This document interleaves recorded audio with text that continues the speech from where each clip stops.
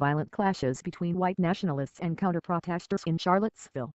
Charlottesville After a morning of violent clashes between white nationalists and counter-protesters, police ordered hundreds of people out of a downtown park, putting an end to a noon rally that hadn't even begun. Governor Terry McAuliffe declared a state of emergency shortly before 11 a.m. using megaphones. Police declared an unlawful assembly at about 11:40 a.m. and gave a 5-minute warning to leave Emancipation Park, where hundreds of neoNazis, Ku Klux Klans members and other white nationalists had gathered to protest the removal of a Confederate statue. They were met by equal numbers of counter-protesters, including clergy, Black Lives Matter activists and Princeton professor Cornel West. But fighting broke out way before the noon rally, starting Friday night and then again Saturday morning.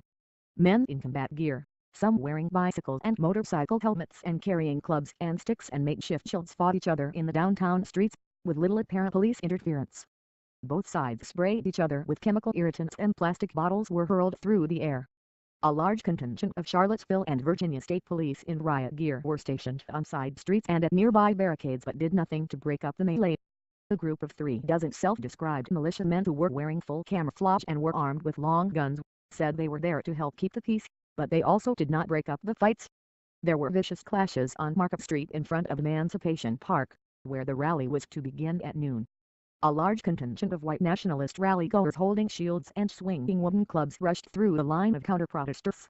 By 11 a.m., several fully armed militias and hundreds of right-wing rally-goers had poured into the small downtown park that is the site of the planned rally. At about 11:40 a.m., police appeared and ordered everyone to vacate the park.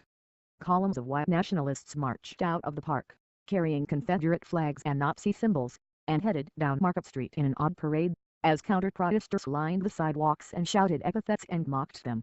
At various points along the route, skirmishes broke out and shouting matches ensued. Charlottesville officials, concerned about crowds and safety issues, had tried to move the rally to a larger park away from the city's downtown. But Jason Kessler, the rally's organizer, filed a successful lawsuit against the city that was supported by the Virginia ACLU, saying that his First Amendment rights would be violated by moving the rally. Tensions began Friday night, as several hundred white supremacists chanted "White Lives Matter. You will not replace us. And Jews will not replace us," as they carried torches marched in a parade through the University of Virginia campus. The fast-paced march was made up almost exclusively of men in their 20s and 30s, though there were some who looked to be in their mid-teens. Meanwhile, hundreds of counter-protesters packed a church to pray and organize. A small group of counter-protesters clashed with the marchers shortly before 10 p.m. at the base of a statue of Thomas Jefferson, the university's founder. One counter-protester apparently deployed a chemical spray, which affected the eyes of a dozen or so marchers. It left them floundering and seeking medical assistance. Police officers who had been keeping a wary eye on the march jumped in and broke up the fights. The marchers then disbanded, though several remained and were treated by police and medical personnel for the effects of the mace attack. It was not clear if anyone was arrested. The march came on the eve of the Unite the Right rally, the gathering of groups from around the country whose members have said they are being persecuted for being white and that white history in America is being erased.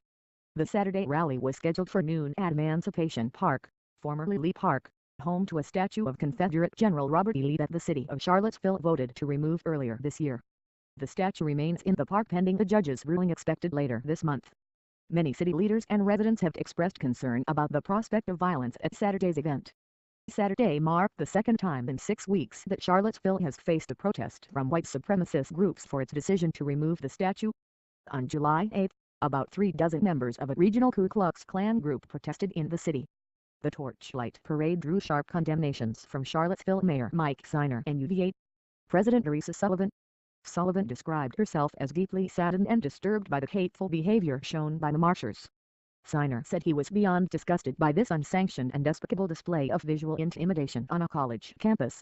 He called the chanting procession a cowardly parade of hatred, bigotry, racism, and intolerance.